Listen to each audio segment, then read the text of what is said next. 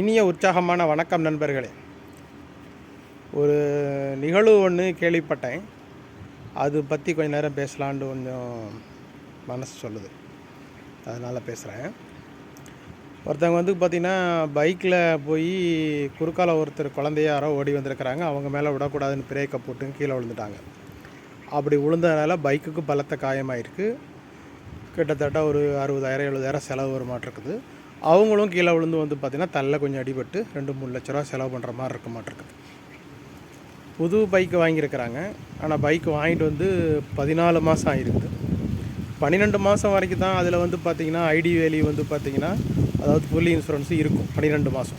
13வது மாதம் பார்த்திங்கன்னா அந்த ஃபஸ்ட் இயர் பாலிசி ரினிவல் பண்ணணும். அந்த வண்டிக்கான தேர்ட் பார்ட்டி இன்சூரன்ஸு மட்டும்தான் ஒரு 5 வருஷத்துக்கு இருக்கும். இந்த ஃபஸ்ட்டு 1 இயர் போச்சுன்னா பின்ன ஒரு 4 வருஷத்துக்கு இருக்கும்.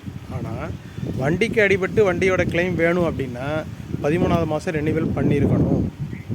இவங்க 5 வருஷத்துக்கு ரெனிவல் பண்ண வேண்டியதில்லை அப்படின்னு கம்முன்னு இருந்துட்டாங்க.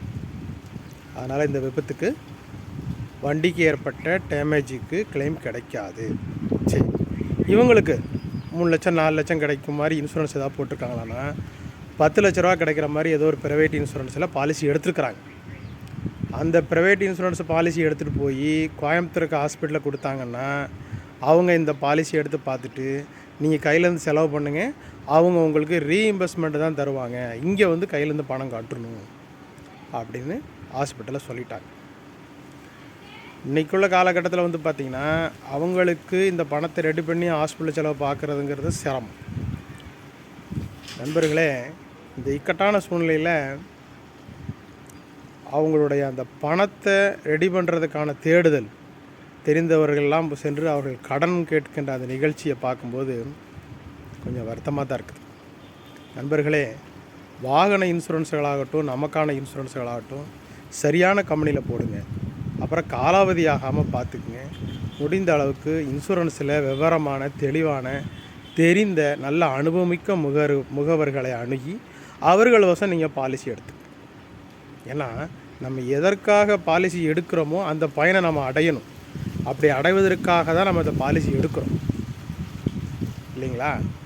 அதை அடைய முடியாத அளவுக்கு அந்த பாலிசியில் லேப்ஸ் ஆகிருந்தாலோ காலாவதி ஆகிருந்தாலோ பணம் கட்டாமல் இருந்தாலோ இதுபோல் 5 வருஷத்துக்கு பாலிசி இருக்குதுன்னு நினச்சிட்டு ஃபஸ்ட் இயர் ரெனிவல் பண்ணாமல் இருந்தாலோ நட்டம் நமக்கு தான்.